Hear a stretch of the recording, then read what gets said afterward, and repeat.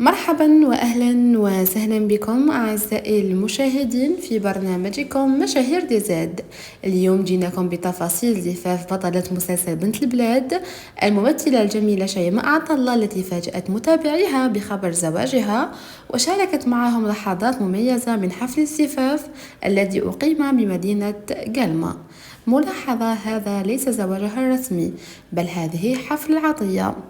حفل الزفاف كان في قاعة أفراح راقية بمدينة جلمة بأجواء أقل ما يقال عنها أنها ساحرة، تميز بطابع عنابي 100%، من حيث الديكور، الألوان وحتى الأطباق الجزائرية التقليدية الأصيلة. بداية قدمت العروس لضيوفها حلويات تقليدية متنوعة، عصائر فاخرة، مملحات وفواكه مقرمشة. أما العشاء فكان مميز بوجود أطباق جزائرية شهية مثل الشوربة، البوراك، السلطة المشكلة وشخشوخة الفر التقليدية. الحفل شهد حضور كبير لنجوم دراما جزائرية، من بينهم بطلات مسلسل بنت البلاد ليليان بركون، كنزة موسوس، أنيسة علي باي، أحلام قواسمية، إضافة إلى صانعة المحتوى والممثلة الشابة نوران حيرد وعدة أسماء معروفة أيضا.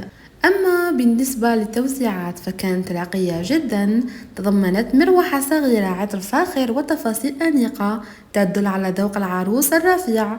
أما السهرة فكانت مفعمة بالفرح والرقص والغناء مع حضور فنانين بارزين مثل الشابة يمينة والشابة منال حدلي والمداحات الشعبيات، قبل أن تختتم الأجواء بدي جي مميزة جدا جدا. رغم أن الممثلة الشابة شيماء عطلة لم تظهر بعد بصور إطلالتها الكاملة، إلا أن الكل ينتظر بشوق لمعرفة تفاصيل فستانها وتسريحاتها الجميلة. وبهذا أعزائي نكون قد أنهينا موضوعنا لليوم عن زفاف بطلة بنت البلاد شيماء عطلة.